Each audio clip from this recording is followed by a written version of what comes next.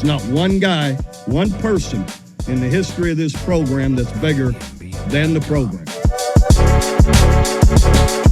What's better than this? Guys being dudes. Oh, what's up, and welcome into episode number 96 of the Program Guys podcast. My name is Mason Prince, joined with you as always by Mark Hall, Matt Gann, Patrick Kurtzberger, no Ryan Tyson this week.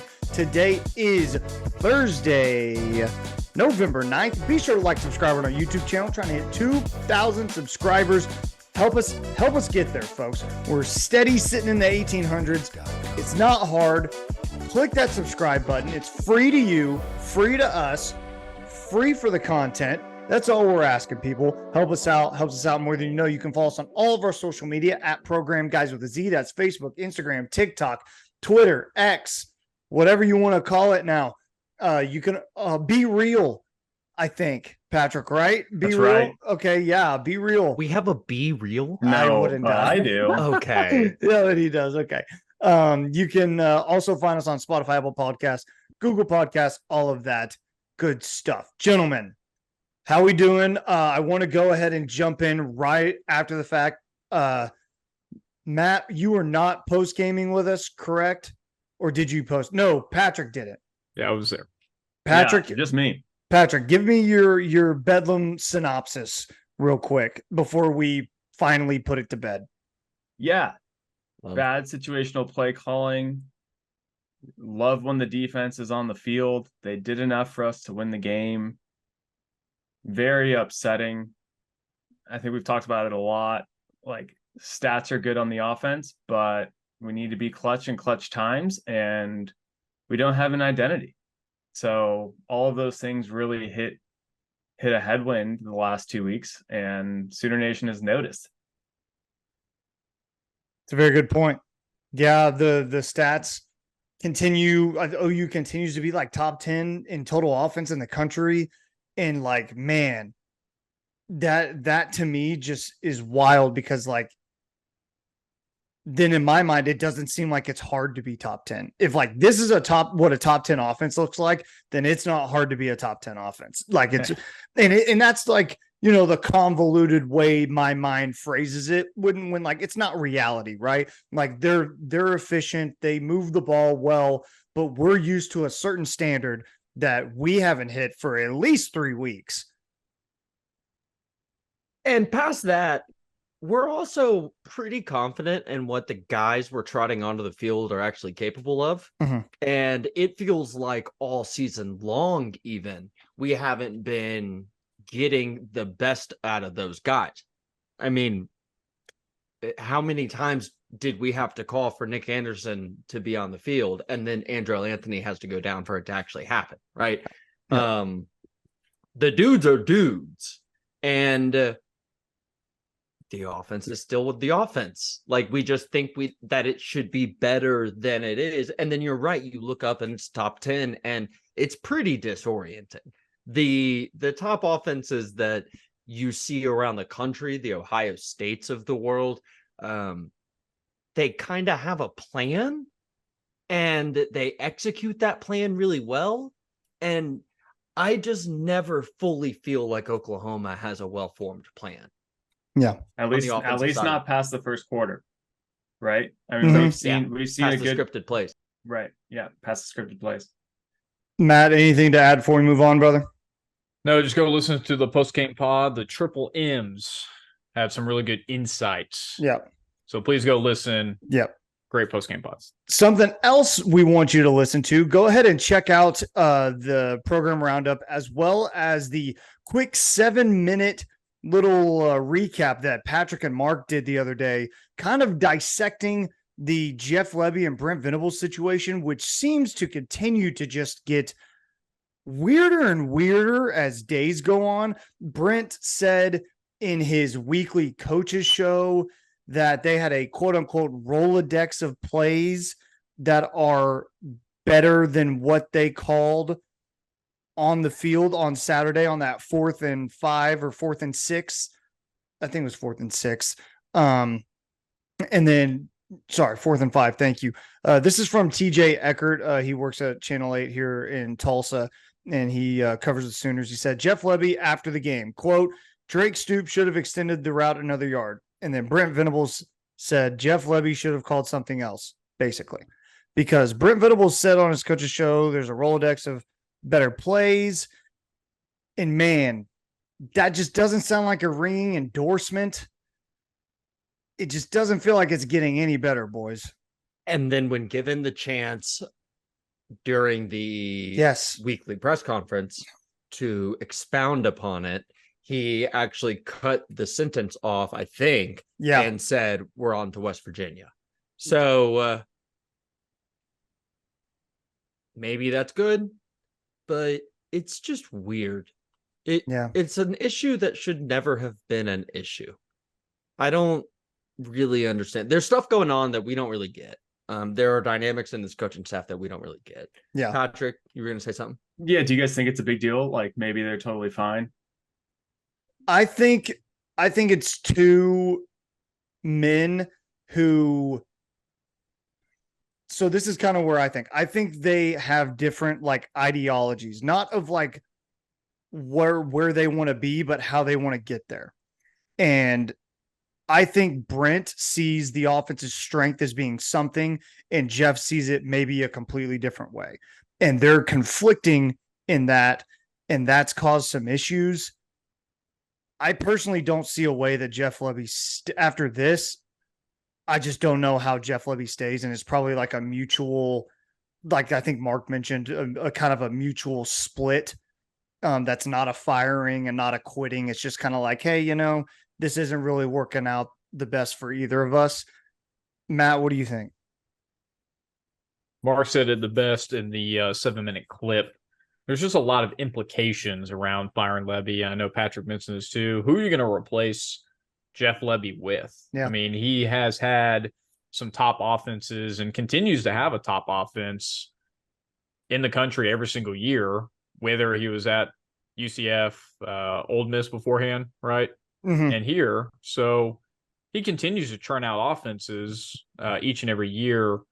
And we got him for the SEC along with BV to lead our offense to face those daunted SEC defenses, which he has experience with. And he's obviously got Jackson Arnold and a lot of other offensive recruits that will be playing next year and the years beyond. So I see it more as a necessity heading into the SEC. It would be quite the dynamic if we were looking for an offensive coordinator heading into the biggest transition in college football of pretty much of all time. So I give it probably 1 to 2 years in the SEC. After that, I think there could be a potential split, and there probably could be offers for Lebby to get a head coaching opportunity if he feels like that would be the best for him. But I think there's at least 1 to 2 years in the SEC before those discussions even happen. Fair enough. So, one, I would say the biggest transition in college football history was probably integration, but sure, a couple teams reconferencing every single time. This guy, you gotta watch out for him. You know what I mean? Matt Hyperbole Gann over here. Anyway, I've actually, I think since the other day when we recorded, I've sort of, I don't know, I think I was pretty measured, but at the same time, I don't think Jeff Lebby leaves this offseason. Okay. It is just that now I can get there. I can see how that comes to be. And before like this week, I just didn't think it was going to happen. I thought there was like I couldn't get there at all. Patrick, any last thoughts on that? Yeah, my last point on it is Lebby was brought in to control the offense and Brent was going to be pretty hands-off. That was the deal. I think since that's not working, Brent is trying to figure out how to deal with that. And we're just kind of seeing that in a rocky way because Brent should be dealing with this. It's not good enough. And I think that's a good point, Patrick. I think he was brought in, Lebby was brought in, like you mentioned, so Brent didn't have to mess with the offense and he could focus on being a head coach and learning how to manage people and manage a program. And now all of a sudden something's a problem that he expected not to be a problem. So he's like, well, what the hell's going on? So Do y'all ever wonder like how much Brent was involved in the Jeff Lebby pick? I mean, I know he signed off on it, right? Yeah. But Jeff Good Lebby point. being an offensive mind who's an Oklahoma alum, like that feels. And there were Jeff Lebby rumors, like he was the only pick. Mhm. It's interesting to me. I'm not sure that he would pick Art Briles' son-in-law as his first choice if he was the one 100% making that decision. It's a good point too. I get I that. don't think, yeah, I think he definitely gave the thumbs up, but he probably sure. only had one person to give the thumbs up about. That's kind of agree. yeah. That's a great way to say it. Yeah. Okay, some news to get to before we get to our West Virginia preview. Recruiting news: Marcus James and Trini. I think it's Trine. Trine, thank you. Is Yes, how it is. I'm gonna say it. Yeah. Yeah. Trine Washington, both commit from Carl Albert High School in the Oklahoma City area. And then as well, we have Grant Bricks in Norman this weekend. Anything on the recruiting front that we need to touch on from the boys, gentlemen? It was a cool, unique commitment with Marcus James, then calling up Trine. I liked that a lot. We obviously dominate Carl Albert's high school. Kevin Sperry was there and taking pictures with both of them after. Love to see that. Really good pickups here. And we continue to dominate Oklahoma recruiting. The recruiting offices of Kevin Sperry, LLC, man. It's freaking wild. Yeah. It's crazy.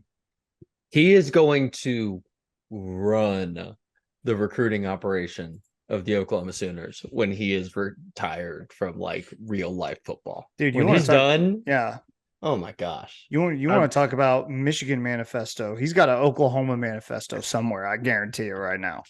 Yeah. And the move was just the beginning. In 10 years, Kevin Sperry is going to be like, I've been doing this since I was 15. Yeah. I know what I'm doing. Exactly. It's going to be right. Yeah. Mm-hmm. He'll only be 25. It's crazy. He'll be 25. It's crazy. Matt Gann, anything to add, brother? Yeah, Matt. No, the in-state recruiting's good. This is what we haven't seen in previous recruiting classes. So it's good to see we don't let the in-state talent leave the borders of Oklahoma. I think that will continue for years on end with this recruiting staff. Heck yeah, brother. Just real fast, I love Marcus James. I've said that infinity times on the pod. That's a flag I've put my claim in. I've staked it, and getting Trine Washington in the mix as well. He's the number 7 recruit in all of Oklahoma, according to On3. That's winning those home battles that you need to win, and we're already doing well at Carl Albert, but this is just, hey, bring the guy in, take it. Because you're not going to get like that many better players anywhere else. So awesome. He was total surprise. No one knew that was happening that night. Yep. Let us know down below in the comments what you think of the recruiting news, as well as follow along with us during our West Virginia preview, and let us know what you see out of the matchup with West Virginia. We read every single one of your comments, and we appreciate it more than you know. Boys, let's go ahead and welcome in the West Virginia Mountaineers from Morgantown, West Virginia. They will be playing in Gaylord Family Oklahoma Memorial Stadium on Saturday night, 6 p.m. I'll be watching the game with friend of the program, father of Eloise Borland, Connor Borland. I'll be watching the game with him in Dallas. I won't be going to the game. I will be in Dallas. We're in Dallas. Yeah. Oh. Yeah. I might be watching it with you. Yeah, hey, let's talk about it. Yeah, let's talk about it. And okay, and just a little shout out to Connor. I love you, brother. Okay, so a little overview. We'll start with the Oklahoma offense against the West Virginia defense. Okay, Oklahoma comes into the game still first in the Big 12 in total offense, 490 yards a game. And then West Virginia's total defense, they rank 4th in the conference at 366.8 yards allowed per game. In case you're wondering, the 3 teams above them, Kansas State, Texas, and Iowa State. So in turn, I'm looking for their rushing defense. They allow 139 yards a game on the ground, does West Virginia, and they allow 100 and no, that's efficiency. Sorry, I'm an idiot. They allow 227 yards through the air defensively. So that's what OU's going up against in the West Virginia defense. Any opening thoughts before we get deep in the weeds, Patrick? It's a weird West Virginia team. I don't know what to make out of them. I feel like they're week by week. They can beat bad teams pretty handedly, like they have the last 2 weeks, but then they also lose to a team like Houston. So I don't know. I don't know what to make of these guys besides inconsistency, although dangerous and trending up. Matt Gann? Yeah, can Oklahoma establish an identity in this game, whether it's in the run game or passing? Hopefully, Tyree Walker is 100%. He was banged up last week. Can we get someone going on the ground game? I don't know. I just want to see this team dominate in at least one area, and I think they're more vulnerable to the pass based on the stats that I see, giving up 17 plus touchdowns through the air, only 10 on the ground. They are giving up over 4 yards a carry, so I think this will be a game where we just need to run the ball enough. Let DG throw it over the top to Nick Anderson and Jalil Farouk. Don't do anything cute. Let's just do some good intermediate, deep passes. Let's score a bunch of points on these guys who, again, are top 4 in the conference, but I think a little bit more vulnerable to the pass. Yeah. And I think that's where we have a little bit stronger of a consistency than what our run game has been. But love to see Tyree Walker. Hopefully he's healthy and ready to go to carry the workload. Your phrase, I'm sorry, Mark, but the phrase that you just said, Matt, don't get too cute. That rings so true in my head because I don't need to see a bunch of movement or motion or jet sweeps like we talk about, all of that stuff. I don't think we need to see that. I think you're the better team. No, we do. Just a lot of horizontal. Just go horizontal the whole time. Never run forward. Yeah. God. Actually, run backwards. Yeah, that'd be great. But I agree. The intermediate passing game, like we talked about on Sunday in the postgame pod, the intermediate passing game and the downhill running game is where you made your money against Oklahoma State. So let's build off of that. Get the intermediate passing game going. That's where Drake Stoops thrives. And all of a sudden, he's turned into your number one receiver, even though we said at the beginning of the year, or mainly me, that if he's your number one receiver, this offense won't look very well. And it doesn't, because he's your number one receiver. Andrew Anthony is injured, so that changes things, obviously. But yeah, the intermediate passing game and running downhill with Tyree Walker, that's the recipe for success. Mark, jump in there. Yeah, so one thing that I'm going to take as a positive from last week's game is it does seem like they've stabilized. Hey, you know who we're going to play? We're going to play Drake Stoops. We're going to play Jalil Farouk. We're going to play Nick Anderson. And fourth receiver-ish person is some version of Austin Stogner or Jaquez Petaway. I don't think Petaway actually played, but Brennan Thompson, another guy, right? Another guy that we put on LV Bunkley Shelton for no reason. Sorry, that was mean. That was a drive-by shot for no good reason. Freaking ricochet. He's messed up. My God, I'm sorry, man. But it does seem like we more or less settled on those 3 dudes as our 3 dudes, and then a utility player plus a running back, right? And between what we saw from Gavin Sawchuk and what we saw from Tawee on one leg, maybe there's now a running back duo where, like, I don't need to see much more Javonte Barnes. Hopefully his red shirt has not been completely burned. I think we have a game, but I'm not certain of that. Yeah, I'd have to look at the math. I'd have to look, because if we burned it, you got to keep playing him, see what you have there. But the running back rotation might have worked itself out between those 2 guys. And of course, me saying that means Marcus Major is going to get 30 carries this week. But it seems that, hey, 9 games into the season, we've sort of found our guys on the offensive side of the ball. So I think that's a good thing. Mason, what are your thoughts? You haven't really gone yet. No, I mean, I kind of did. I mean, just the intermediate passing game, but really this is going to be, you're at the point of the season now where, and I'm going to call him out a little bit, you have to win games on the back of Dylan Gabriel. He has to start playing. He has to start being able to throw the ball for about 400 plus a game if you want to be the offense that you expect it to be. I genuinely believe that. And he's got to start hitting the shots downfield. And I mean, Lebby's got to call them. So let's call a spade there. Like, you got to call the shots downfield first, right? But he's got to take what's there. And I think it's really important that Dylan shines in these last, 3 games. It's got to be the Dylan Gabriel show on offense. And that's not to say you can't run the ball with the duo that Mark just mentioned. I'm just saying your bread and butter needs to be the intermediate passing game and relying on Dylan Gabriel to rise all ships, per se. Then that's my thoughts on it. I'm really glad you made Dylan such an emphasis, because I want to ask you guys. This is something that's been in the ether since Saturday, and I didn't really expect it to be.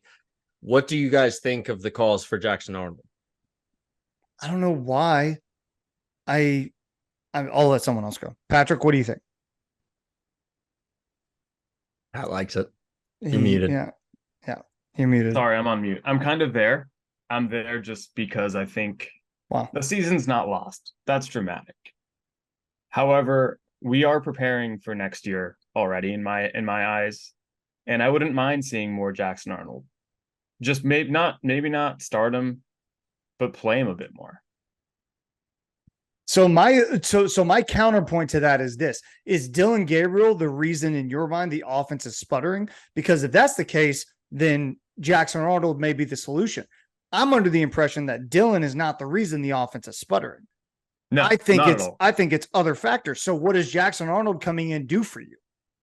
You brought him in. Can I interject one more time? Yeah. On the Oklahoma breakdown this week, Gabe and Teddy posited that he's been underthrowing deep balls basically all year. And that's weird, right? And especially since the Texas game. Huh. And it might be his approach to it more than his arm strength, because he was hitting those balls last year. Yeah. And I'm not an advocate for Jackson Arnold at all, actually, right now. Were we ever happy with what we saw this offense do with Jackson Arnold at the helm? Yeah, no, and that's a whole nother thing. We were never too. pleased. Yeah. Not because I think Lebby wants to play when he's got Jackson in there. Or when he's got Jackson in there. It'd be fun to see if we're up 3 touchdowns. Throw him in there for a drive. Throw him in there for like 5 straight. Let him get sort of a rhythm. I don't care. That's fine. But I don't want to see him before that. Let's win the game. Winning the game has to be the key, I think. Sorry, I kind of took Matt. there. Matt, what do you think, man? You've been muted, baby. I love just hearing the guys, man. I just like sitting here, take it all in. DG gives you the best shot to win every single game, every week. And you have a chance to win double-digit wins, to get to 10-2. And that's something that a lot of college football programs get to say or have the chance to do. Obviously, we're already bowl eligible, but we still have a chance for the Big 12. The math isn't there really, or it's not really in our favor, depending on or based on the schedules ahead. But this team has the ability to win 10 games, and that's a very difficult thing to do. And I think rides a lot of momentum going into next season, and DG gives you the best shot. Yeah. From what I've seen from Jackson Arnold, it's more gimmicky play calls. If it's 4th and 1 and run a QB power, I don't want to see that or give any opportunity for a defense to take a lick on Jackson Arnold. I'll wait till next year to see his full potential. DG for now. Yeah. Well, and also when we saw Jackson in, they weren't even letting him run the offense. They were, like you said, running the gimmick plays. So he hasn't been in a game-like situation running an offense. He's been doing designed, goofy run play calls that don't really matter. And then all of a sudden, Jeff Lebby stopped calling. Granted, we asked him to stop calling them, but he obviously wasn't that in love with the game plan that he liked what he saw out of Jackson Arnold doing that. So what is Jackson coming in what are you going to gain from it? That's my question. Like, he's a true freshman. And to your point, Matt, 10 wins is on the table. Let's not act like this, like we can't be too proud here. This team was a 6-7 team last year. You need to win all of the games you can. And if your best shot to win is Dylan Gabriel, you ride the damn wave. You ride the damn wave to 10 wins. And yeah, maybe you just miss out on a Big 12 title, but good Lord, double-digit wins at Oklahoma is nothing to shake your freaking head at. Okay? That after a 7-0 start and riding the ship, that's massive. That's massive. I feel like I'm way too passionate about this. I don't know why I feel as though, love it. but it's just a weird thing to me that people are so impatient or so like ready to just blame somebody like it's Dylan Gabriel's fault that Jeff Lebby refuses to run the ball effectively. I don't understand. I don't get it. I'm really glad. I mean, this is why I brought it up because Dylan has been, look, I just said something that he hasn't done right? We've all been critical of Dylan at times, and he's also presented us by far the best chance to win. And if the coaching staff surprises us, pulls a rabbit out of a hat this weekend and throws Jackson out there and he looks amazing, we'll talk about it next week. But based on every bit of evidence we have, Mason, you're completely right. And the premature complainulators out there are like, we're not going to fire Brent Venables. We're not going to bench Dylan Gabriel. Show the F out. Yeah. Show the F out. 10 wins is on the table. As Matt said, Matt, I'm so glad you said that. Both of us have referenced that now since then. Patrick, reference it later so Matt can get the foursome. That's right, Patrick. Keep it in your noggin. Threesome. Yep. The full hat trick. And He wasn't even listening. No, he's just like wrapped up. It's okay. Yeah. And 6-7 to 10-2, we all would have taken that at the beginning of the year. Yes. It's just And not it looking might have how been. we thought it was. It might have been my exact prediction. Oh, And I also said we were going to lose to Oklahoma State and we were going to beat Texas. So roll that plot. Wow. Roll that back, baby. Roll the clip, baby. Roll the clip. Clip it. Mason. Clip it. Roll it. He's not going to roll it. Who else did you think we would lose to? I said like BYU, TCU. So I was wrong on Kansas. All right. Hey, I think we were all kind of wrong about Kansas. Yeah, I know. I think we all were. Let us know down below in the comments what you think of the offensive discussion. Are you in favor of Jackson Arnold taking over the reins? Are you still feeling iffy about Jeff Lebby? What's your thoughts? What does Oklahoma need to do to beat West Virginia? We read every one of your comments. Gentlemen, let's move on to the defensive side of the ball for Oklahoma against West Virginia's offense. Quick look at the stats brought to you by Pull the him Big up. 12. Interjection. Yeah. Danny Stutzman not being on the Buckus list. Yeah, that's dog shit. It's me with it. That's Yeah. ridiculous. Absolute dog shit. He has He more could win it. He has could be more winning tackles it. for loss. He has more tackles for loss than anybody on the list. And he's been out for 2 weeks. I don't know, like, what are we doing? And he's the leader on a team that's gone from 6-7 to from 6-7 to 7-2. I just don't know I don't know what we're doing. I don't know. Highway robbery. It's insane. That makes It's no horse sense. shit. It's criminal is what it is. Horse Like shit. it's unacceptable. Okay. Oklahoma's defense currently 7th in the Big 12, by the way, 382 yards allowed per game. I got you. West Virginia's offense ranked 9th in the Big 12, 419 yards per game. They run the ball for 218 yards a game, good enough for 3rd in the Big 12. And they pass the ball for, they're not a passing team. 201 yards, dead last in the Big 12. They are not a passing team. So once again, stopping the run becomes that much more important. Do we know for sure that Danny's playing? Or is that even confirmed? I truly would be surprised if he is. Pat, what you got? I don't think it's confirmed, but it's highly likely. Yeah. I truly don't think. I mean, and there's gamesmanship in college football, right?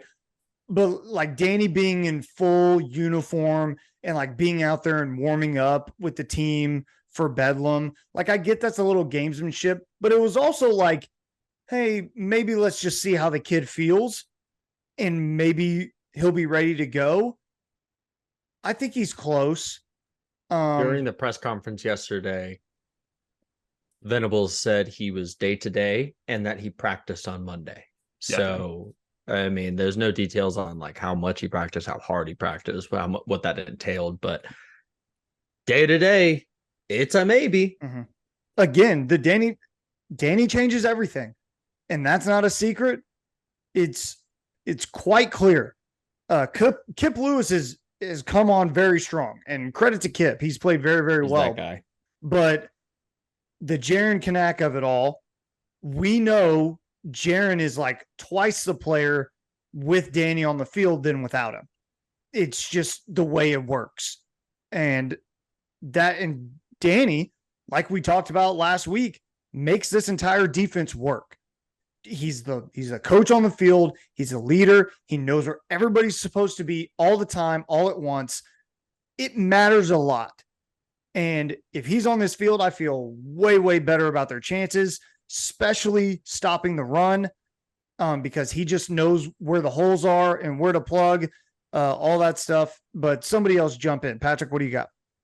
I think one of the biggest headlines is Jaren the second best linebacker on the team.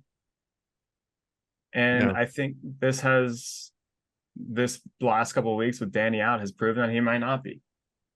And that's interesting. Well, the real damning thing is that Kobe McKenzie played so much more than Jaren last week to me. That's the thing that is a little troubling. That said, we can afford to introduce more depth to the linebacking room and not have a problem. That's a good thing. So if we get to a point where maybe it's Danny starting and then Kip Lewis is next to him and Jaren Kanak comes in and Kobe McKenzie can come in on rundowns, like, why is that a bad thing? That's a very, very good thing. And then you have a bunch of dudes getting experience for next season too, when, man, if Danny comes back, that's awesome, but you got to be prepared for the possibility that he doesn't.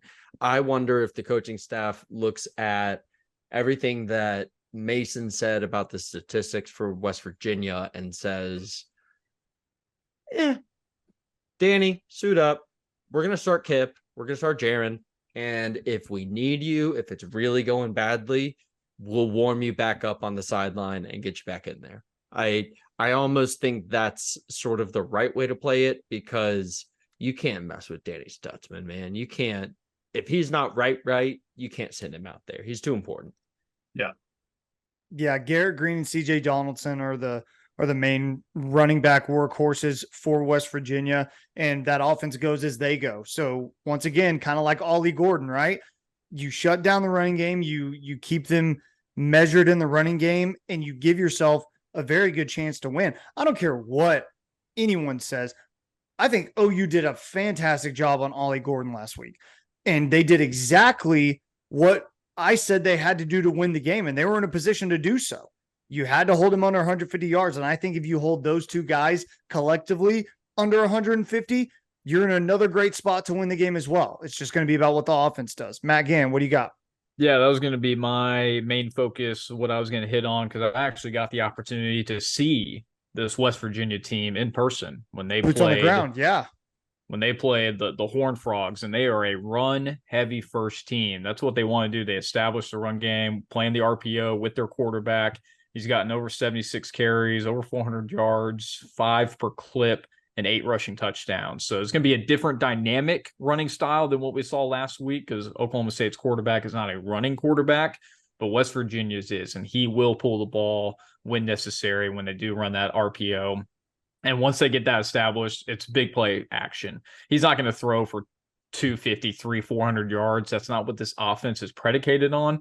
It's more about establishing the run, hitting those big shots over the middle. So this is where the OU's defense is really going to have to be very good in their run defensive schemes and their gaps to keep these guys under control. Because, again, I've seen this team the last 4 weeks, and once they get the run game going, it is very hard to stop the offense. So that is the first thing we'll have to do, especially with this team. Yeah, and I called Garrett Green a running back earlier. He's obviously their quarterback. That was a mistake on my part. But also, make no mistake, this West Virginia team's going to come out firing. They're coming off a 37-3 win against BYU. They're playing well. And sorry, what'd you say? What did I do? Was I wrong again? 37-7. Sorry. 37-7. Thank you. 37-7 win against BYU. And this team is tied with OU in the Big 12 standings. So they got something to play for. They're not going to come into Norman just like looking to play spoiler. They're trying to get to Arlington just like everybody else is, and they got a real shot to do so. So you better be ready to go on both sides of the ball because they're going to come out firing, and they're going to come out with a game plan. Neil Brown is not a joke. He can come up with a game plan and figure some stuff out. Mark, what do you got, man?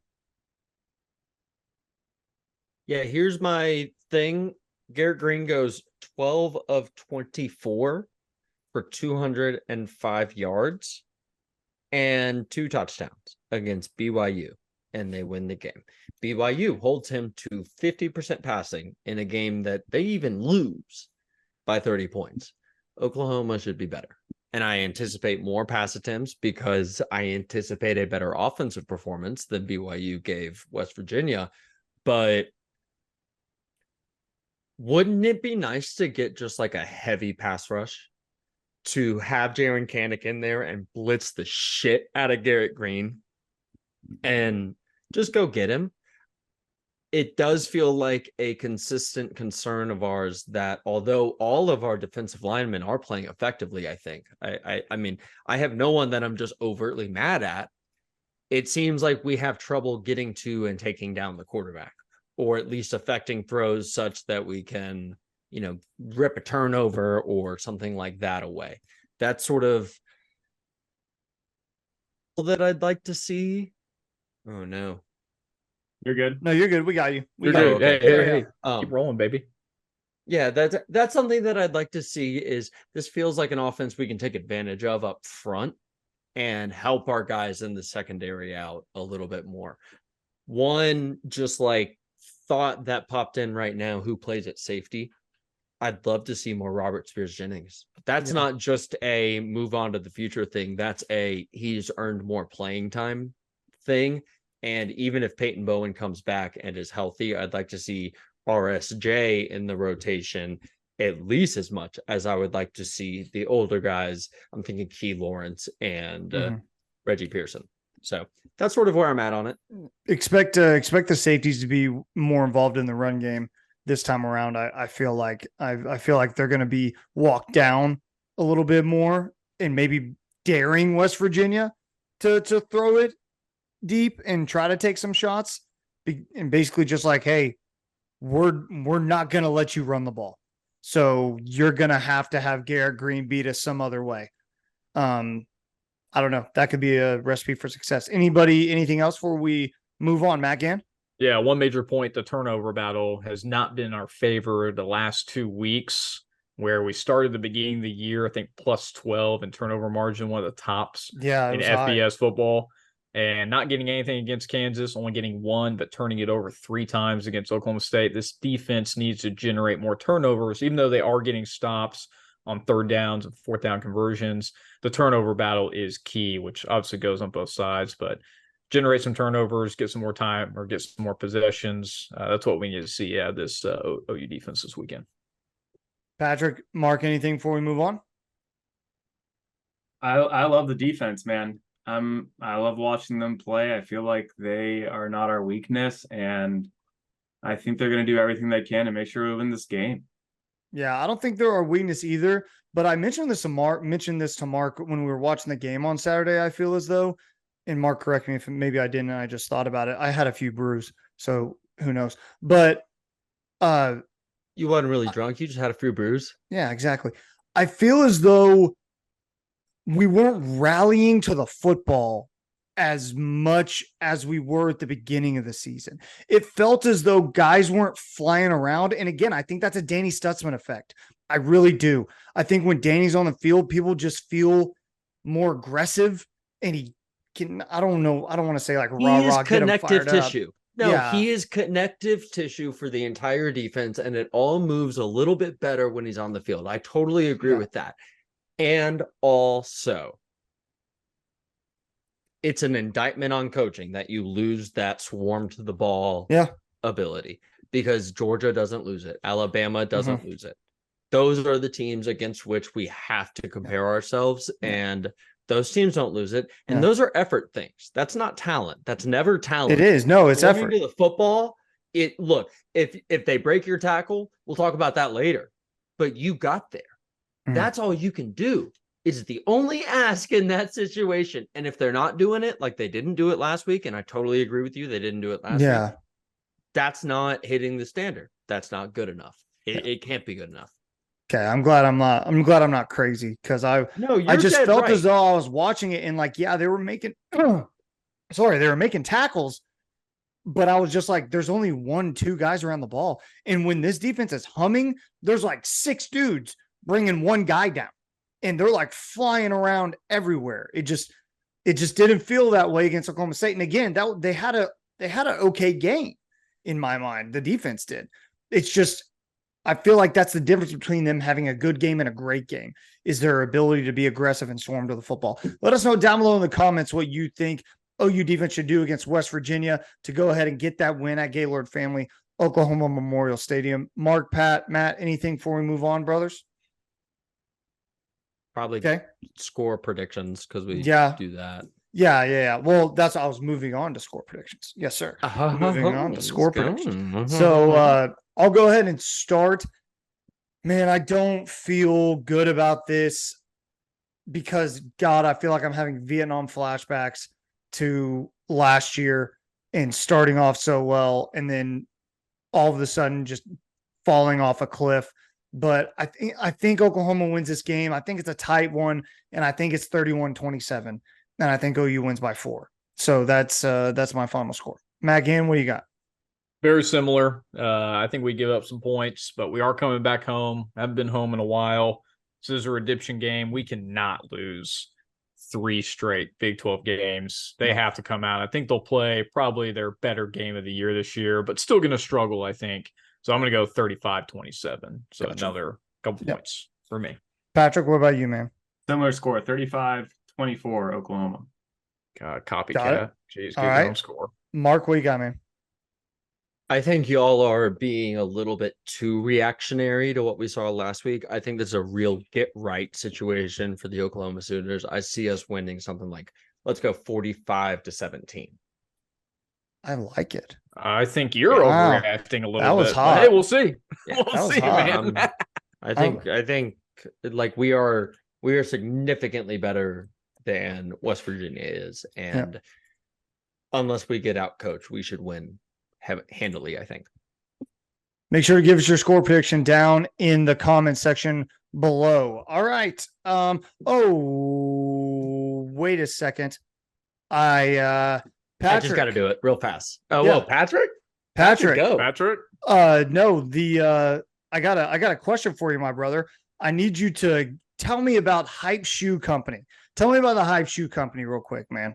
Yeah, Hype Shoe Company, baby. They're sponsoring our college football pick'em league, and they're awesome. You can customize your slides, and they also have collegiate slides. And what I mean by customize is you can literally put any kind of picture you want on their slides. So that means if you want a picture of a dog on the slides, you can do that.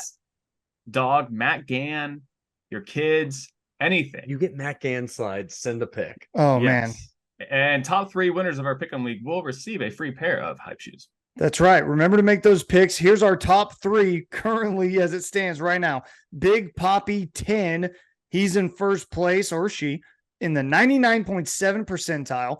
Mason's Lettuce in second place in the 99.5 percentile. And Joey Dean 42, as well as John Swami Young, are tied for third place in the 99.2 percentile. So we are going to have to check all of those entries because there's no way those are not accurate. Those are accurate. How so? 99.7, 99.4, I'm pretty sure that's 99.2. That's Austin Polish. That's Big Poppy. Which one? Big Poppy? Big Poppy. I'm like 99% sure. Wow. Like he is. I don't. The 99. Look, reach out if you're one of those percentile. people and you're actually in the 99th percentile. And we have 3 people in our small group in the world that are in the 99th percentile of the of the best. I'm just saying, I think some of the entries are possibly illegitimate. Not that you're reading it wrong. Yeah, or that anything's off there. I think they're just lying. Big Poppy is 60-40 on the year, and then Mason's Lettuce is 59-41. Y'all, let's have a talk about making a trip out west. What do you say? And we I can don't see any of the guys on the top of that list either. we can have some fun. Well, I have missed enough weeks that I'm not making my way back up. Also show yourselves. Slide in our DMs. Tell us who you are. If we just ran you off on If the you're top. not a listener and you can't like identify yourself, come on, we're gonna move to the next person. Because facts. listeners are who this is for. It's not Yeah. just like if you found an open group, right? Yeah, right. I agree. If Big Poppy is not Papa, Yeah. he goes by Papa, not Big Yeah. Poppy. Okay. I just unless Who Big knows? Papa, unless Big Poppy's a listener, we love that person. Then Yeah, I do love Big Poppy. All right, boys. Mark, break down the latest in the Connor Stallions saga for the people. yeah, so I'm not really sure where we left this amazing. I don't know either, story. man. It develops every day.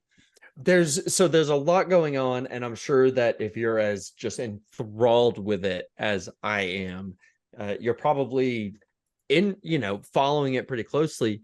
The thing that I want to get on today, there are two things, right? There's number one, the Blake Corum business arrangement. Have y'all seen this? Yes. Where Connor Stallions appears as an owner on some sort of company with Blake Corum, the Heisman candidate running back from Michigan before his injury this past season.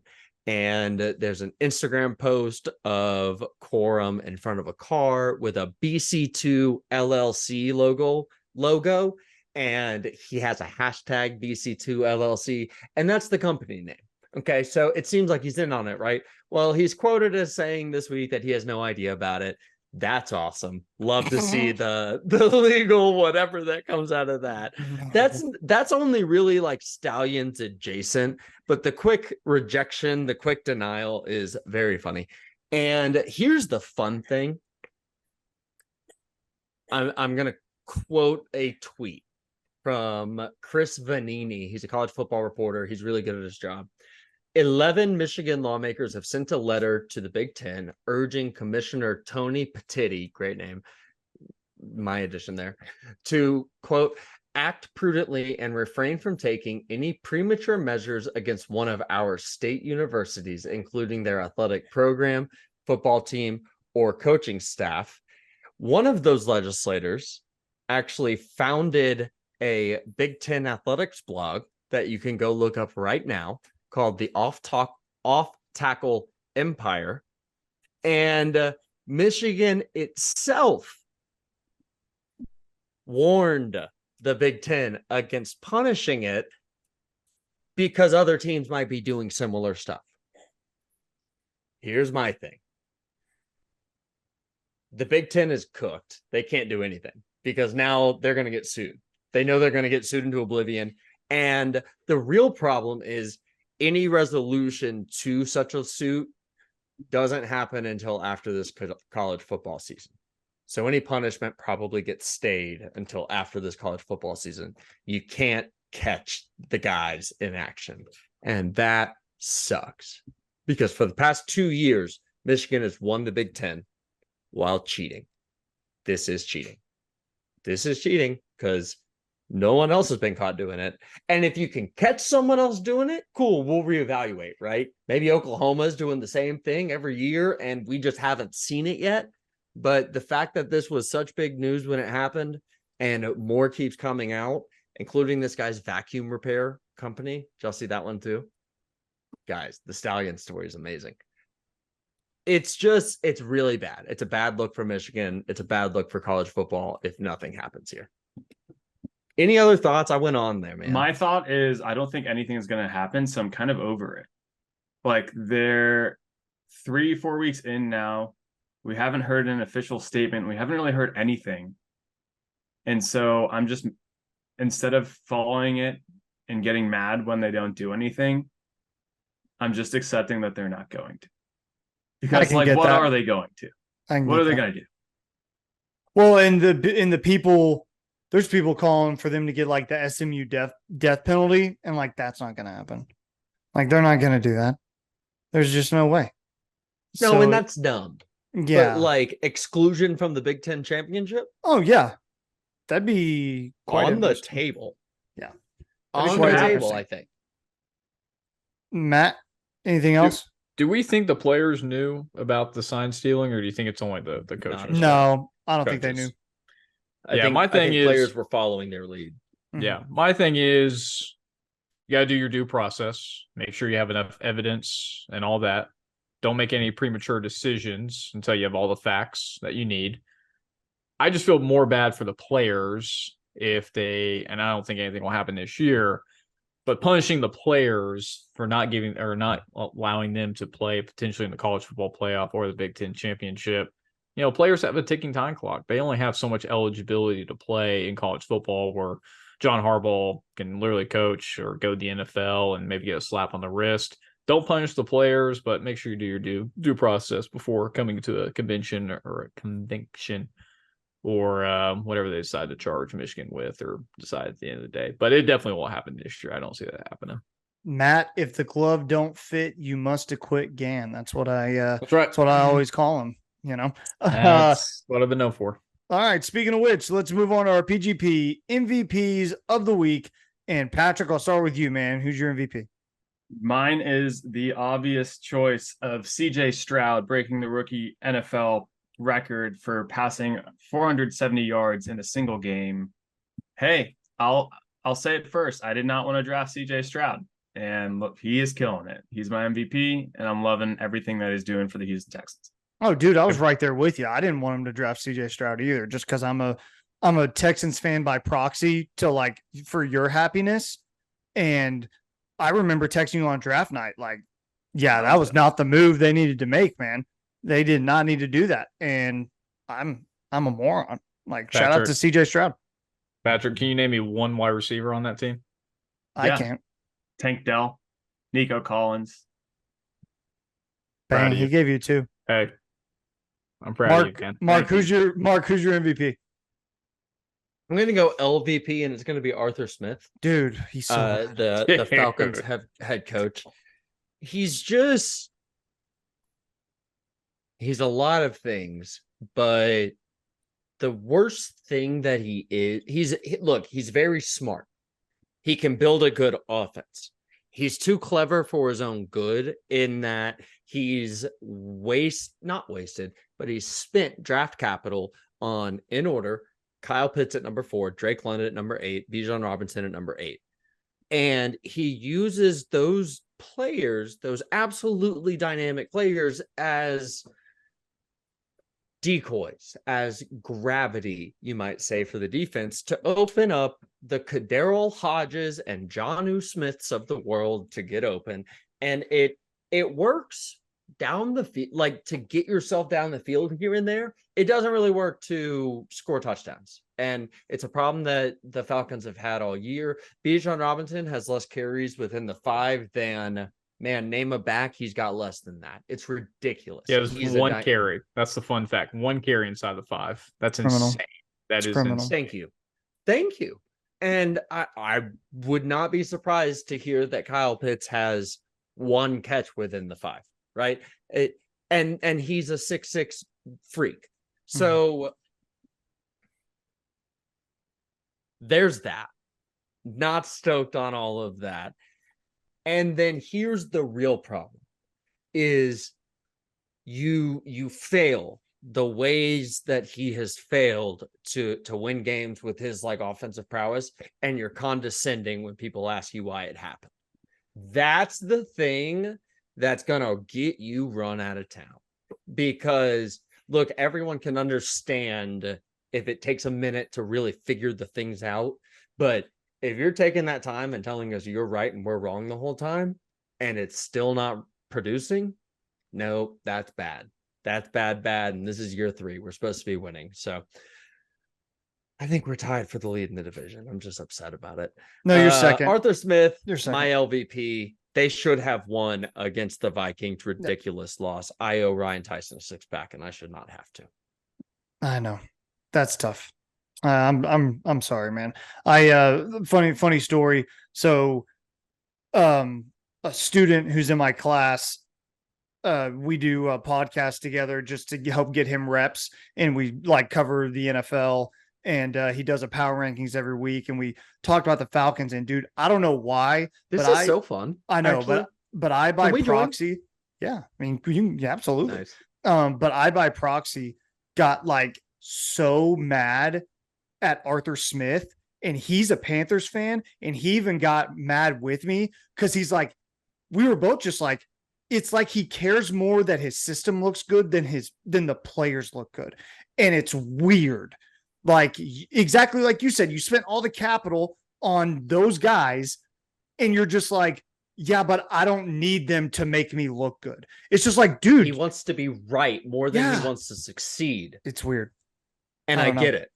Yeah. But it's not the way to be a head coach, man. Yeah. It seems like now offensive coordinator for a guy like Mike Vrabel was the perfect position for him. For Right? sure.